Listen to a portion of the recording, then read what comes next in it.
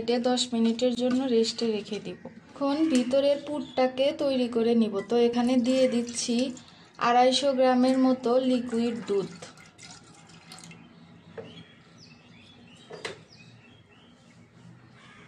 দিয়ে দিচ্ছি 1 কাপের মতো গুঁড়া দুধ। 1 টেবিল চামচের মতো কর্নফ্লাওয়ার দিয়ে দিচ্ছি। 1/2 কাপের মতো দিয়ে দিচ্ছি চিনি।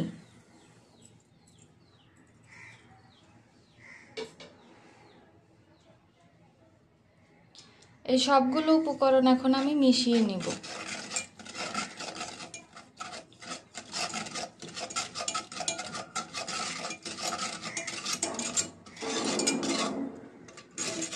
এখন অন করে দিব, দিয়ে অনবরত নাড়তে থাকবো।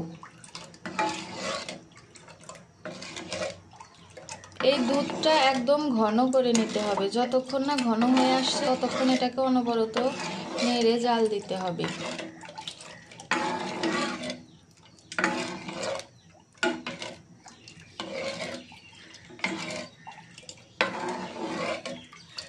অনবরত নেড়ে না দিলে নিচে এটা লেগে যেতে পারে।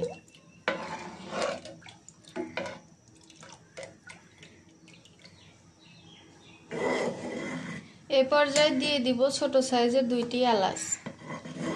এটা ঘন হয়ে আসতে কিন্তু খুব বেশি সময় লাগবে না, 10 মিনিটের মধ্যেই এটা ঘন হয়ে আসবে। অনবরত এটাকে নাড়তে হবে, তা না হলে নিচে লেগে যাবে।